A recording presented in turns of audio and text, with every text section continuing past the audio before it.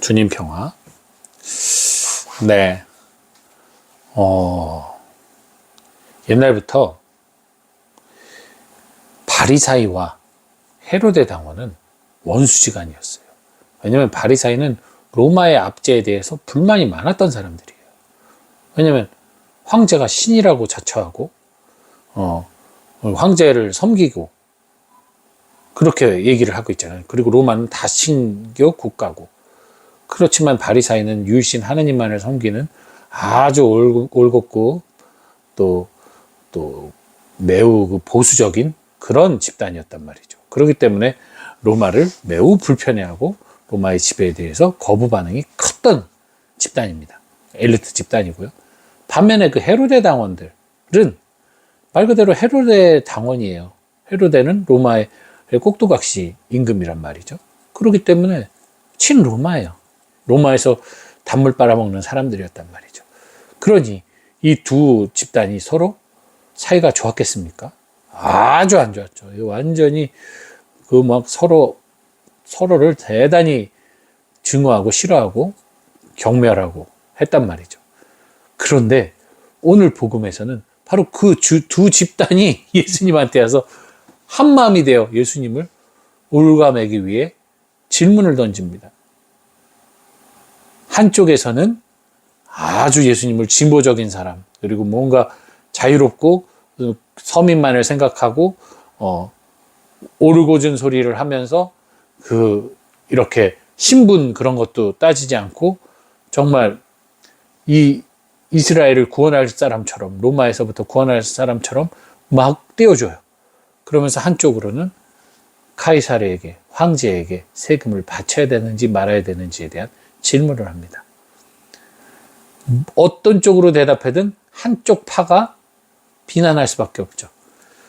이게 되게 재밌는 거예요. 그렇다면 만약에 예수님이 어느 한쪽을 정하면 한쪽은 비방을 할 거고 다른 쪽은 당신은 정말 그렇게 생각하니까 우리 편입니다 했을까요? 아니라는 거예요. 이미 둘이 한 마음이 되어 예수님께 왔을 때는 두 파 다 예수님이 마음에 안 드는 거예요. 불편한 거예요. 싫은 거예요. 헤로데 당원 쪽이야 당연히 예수님이 자꾸만 그렇게 너무나 뛰어난 그런 언변과 놀라운 것으로 임금으로 자꾸만 보여지면, 이스라엘의 어떤 구원자 메시아로 보여지면 자신들이 믿고 있는 이 헤로데 왕국, 그리고 더 나아가서는 로마의 통치에 걸림돌이 되고 방해가 되니까 싫죠. 그러니까 당연히 예수님을 없애고 싶어 하는 것이고, 바리사이들의 입장에서는 조금 달라요. 자신들이 올곧게 지켜나가는 그 율법 안에서 봤을 때 예수님은 율법을 끊임없이 어기는 존재였단 말이에요. 죄인인 고아, 과부, 병든 자들의 친구가 되고 세리와 창녀들과 어울리는, 이거는 완전히 잘못된 바리사이였던 거예요. 예수님이 얼마나 이게 문제가 심각한 거예요. 그들에게 목숨과도 같은 율법을 우습게 여기는 존재란 말이죠. 그러니 없애야 되는 거예요. 양쪽 다 예수님이 너무나 못마땅한 거예요. 그러니 이 원수 견원지간이 힘을 합하여 호랑이인 예수님을 잡으러 온 거죠. 그런데 원숭이야 개가 아무리 힘을 합쳐봤자 호랑이 앞에 뭡니까? 고양이 앞에 생선 같은 거죠. 예수님은 너무나 명쾌하고 간결하게 그들의 공격을 쳐내시죠. 그래서 그 동전에 누가 그려져 있냐? 황제요. 그럼 황제 줘. 그리고 하느님께 드릴 건 하느님께 드려. 양쪽에게 다 만족하는 말을 준 거예요. 세금 내? 그거 황제 그림 있으니까 황제한테 주는 거 맞지? 줘. 라고 하면서 헤로데 당원들을 만족시키면서, 야, 하느님께 봉헌하는 거는 이딴 세속적인 동전이 아니야. 하느님께 봉헌하는 건 우리의 믿음과 마음이야. 라고 바리사이들을 만족시켜버린 거예요. 그들이 그러니까 와.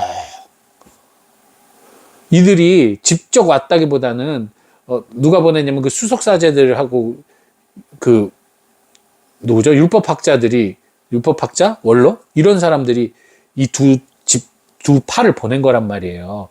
흔히 말하는 지도자들, 정치 권력자들이 이 두 파한테 이 양쪽에 이제 가모니서를 퍼뜨리는 거죠. 예수가 바리사이한테는 예수가 말이야 율법을 계속 어기고 그러면서 사람들한테 율법 어기라고 가르치고 있어. 가서 본때를 보여줘. 이렇게 해놓고 헤로데 당원한테 예수가 지금 반란을 하려고 하는 것 같아. 이렇게 해가지고 보낸 거예요. 이들은 씩씩거리면서 온 거죠. 잘못된 지식을 갖고. 근데 예수님의 현명한 대답을 듣고 그들은 오 하면서 와해가 돼버린 거예요. 예. 그래서 그런 겁니다. 우리들 어떤 일을 하거나 함께 뭔가 살아가면서 어떤 어려움이 닥쳤을 때 아무리 애를 쓰고 고민하고 힘을 써봐도 이게 길이 보이지 않을 때가 있어요. 어떠한게 방법을 강구해봐도. 근데 참 아이러니하게도 포기하는 방법은 안 하려고 해요. 끝까지 하지 않으려고 해요. 포기하는 방법은. 왜? 포기는 실패다라는 명제가 우리 머리에 박혀있기 때문에. 아니요. 포기는 때로는 더 큰 성공을 위한, 더 완전한 완성을 위한 방안 중에 하나일 뿐이에요. 더 나가기 전에 포기하고 다시 힘을 모으는 거. 예를 들어서 사업을 하는데 50억의 빚을 졌어요. 빚이 산더미 같이 불어날 수 있어. 근데 내가 그것을 어떻게든 그 빚을 갚겠다고 여기저기서 돈을 끌어다 쓰기 시작을 해요. 그럼 빚은 어떻게 돼요? 100%더 늘어나게 돼 있어요. 갚지를 못하니까. 이자만 막으면 그 막다가 완전히 파산되고 목숨을 잃기도 하고 하는 일이 벌어지죠. 초창기에 딱 계산해봐서 이것이 나의 깜냥이 아니고 내가 이대로 가다가는 심각해진다 했을 땐 포기할 줄 알아야 돼요. 손해를 보는 용기가 있어야 돼요. 그러나 사람들은 손해를 본다는 것 자체가 실패라고 생각을 하기 때문에 그 방법을 선택을 안 하는 거죠. 이 말은 우리가 어떤 것을 볼 때 절대로 이건 이제 어떠한 방법도 이제 고려할 수가 없다라고 생각할 때 사실 그렇진 않다는 거죠. 나는 요거 틀 안에서만 그것을 생각하기 때문에 방법이 없는 것 뿐이에요. 조금 더 시야 틀을 깨면 사실 다른 방법이 정말 많아요. 대안적인 방법들이 정말 많아요. 심리학에서도 마찬가지예요. 심리적으로도 어떤 것이 난 도저히 이것에 대해서는 난 더 이상 나의 불안감을 멈출 수가 없어. 나의 우울을 멈출 수가 없어. 나의 분노를 멈출 수가 없어.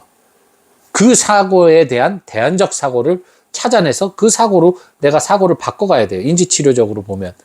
그런데 그 대안의 사고를 하려 하질 않아요. 왜? 파국적 오해석인데 내가 이거를 할 수 없다라는 것, 이 생각 외에 다른 생각을 하게 되면 그것은 나에게 실패고 좌절이고 절망이고 죽음이라는 그런 잘못된 해석을 하고 있는 거죠. 쉽게 말하면 연기가 나는 물에 들어가라고 그랬어요, 누가. 근데 저 물이 뜨거울 것 같은 거야. 담가보지도 않았어. 뜨거울 것 같아. 연기가 모락모락 나. 근데 그 불안을 누가 한 명이 확신으로 바꿔줬어. 어떤 사람이 들어갔는데 뜨거워 그러고 나온 거야. 그때부터는 이제 나는 못 들어가는 거죠. 이걸 어떻게 들어가? 나 안 들어가. 죽어도 못 들어가. 이거예요. 들어갔다 죽으면 어떡해. 근데 잠깐만 잠깐만 들어가라고 그래. 몸에 좋으니까. 그러면 이제 이 사람은 이제 고민과 불안과 걱정해서 저 사람을 원망하겠죠. 근데 대안적 사고는 뭐겠어요? 물을 한 바가지 퍼서 살살 이렇게 해보고 몸을 묻혀보고 조금 찬물하고 섞어서 해보고 그러다가 이제 어느 정도 적응이 되면 발 담갔다가 몸 담갔다가 그렇게 해서 욕탕에 들어가면 되는 거잖아요. 그런 대안적 사고가 있어요. 오래 걸리지만. 하지만 그 방법은 생각 안 해요. 들어가느냐 마느냐만 생각한다는 거죠. 이러한 심리를 갖고 있어요. 그러다 보니까 때로는 우리가 일상생활 속에서 신앙생활 속에서 절대로 안 된다. 절대로 할 수 없다. 불가능하다라는 생각. 특히 난 절대로 이 이상은 난 할 수 없어. 내지는 난 절대로 저 사람과는 함께 할 수 없어. 라고 하면서 단정을 짓고 끝을 내는 그런 상황들이 아주 빈번히 우리 일상 속에 발생하죠. 하지만 분명히 어느 장소, 어느 환경, 어느 시간쯤에 해결할 수 있는 방법들은 존재합니다. 이 세상에 해결할 수 없는 것은 하나도 없어요.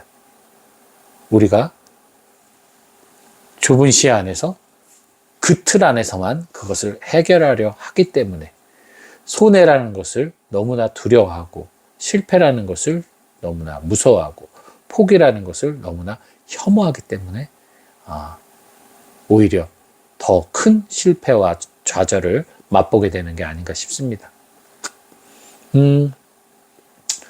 어찌 보면 예수님은 끊임없는 도전 속에서 그것에 대해서 지혜롭게 슬기롭게 응답해 가시면서 공생활을 하셨어요. 하지만 결론적으로는 예수님이 어떻게 되셨어요? 그 말이 통하지 않는 이들이 말로서가 아닌 폭력으로서 예수님을 붙잡고 십자가에 매달아 사형시켜버렸죠. 말이 안 될 때는 폭력입니다. 그러나 예수님은 그 폭력을 결국 부활과 승천으로 다시 뒤엎어버리셨어요. 폭력으로는 진리를 막을 수가 없습니다. 예. 그래서 우리가 말 안 될 때는 그 상대방에게 폭력적인 언사와 태도로 그를 억제하고 입막음을 하려고 할 때가 많아요. 예. 논리도 없고 막 말싸움 안 되면. 그렇게 하고 나면 내가 이긴 것처럼 느낄 수 있죠. 하지만 결코 그렇지 않다는 겁니다. 진리는 언젠가 드러나게 돼 있고 그렇게 폭력으로 비논리로 그리고 어떤 자기만의 고집과 아집으로 상대방을 짓누르려 했던 그 결과는 반드시 사람들에 의해 혹은 환경에 의해 밝혀지게 되고 만약에 세상에서 밝혀지지 않더라도 모든 것을 하는 하느님 안에서 드러나게 돼 있습니다. 그리고 그분에게 심판받게 돼 있어요. 그러니 피해자라고 생각하는 여러분 너무 걱정하지 마십시오. 좀 안타까운 건 그런 어떤 언어 폭력 그리고 관계 안에서의 어떤 물리적인 폭력 그런 피해를 받은 사람들은 너무나 많아요. 보면은 다 상처 입었다 피해 입었다 하는 사람은 너무나 많은데 주었다고 하는 사람은 별로 없다는 거. 내가 상처를 주었다는 사람은 별로 없다는 거. 다 자기가 피해자라고 생각하는 거예요. 준 사람도. 어제 그런 예를 들었었는데 어떤 사람이 나를 막 때려. 때리는데 내 이제 아파가지고 왜 때려 아파요 막 그랬더니 때리는 사람이 너만 아파? 나도 때리는 내 주먹이 아프단 말이야. 넌 내 주먹한테 사과해. 내 주먹이 얼마나 아픈데 그러면서 때리는 거야. 말이 안 되죠. 근데 이 때린 사람한테는 그게 자기가 합리적인 거예요. 내 주먹이 널 때리느라 아프다 이거예요.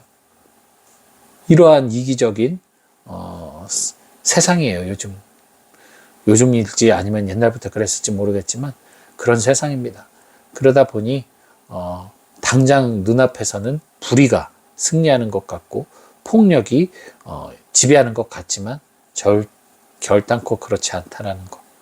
결단코 그렇지 않다라는 거. 결국 마지막의 승리는 예수 그리스도였어요.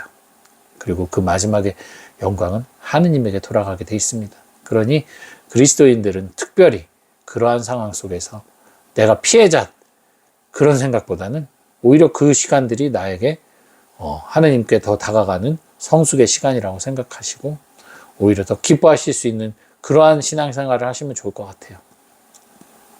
억울하고 화날 때 화나고 억울하죠. 저도 그럴 때 많아요. 하지만 그거하고 별개로 그러한 삶을 통해서 성장하는 나의 모습을 또 기쁘게 볼 수 있는 그러한 눈을 또 여러분들 가지시길 바랍니다. 그리고 때로는 나도 가해자가 될 수 있음에 대해서 늘 조심하시고 성찰하셔야 돼요. 피해자인 줄 알았던 내가 누군가에게 가해자가 될 수도 있다라는 사실. 그래서 우리도 모르게 오늘 바리사이 헤로데 당원들처럼 예수님을 시험하려 들고 박해하는 이들이 될 수도 있다는 사실을 여러분 잊지 마시고 늘 기도하면서 그 부분을 잘 주의하시고 성찰하시는 여러분들 되시기 바랍니다. 주님 평.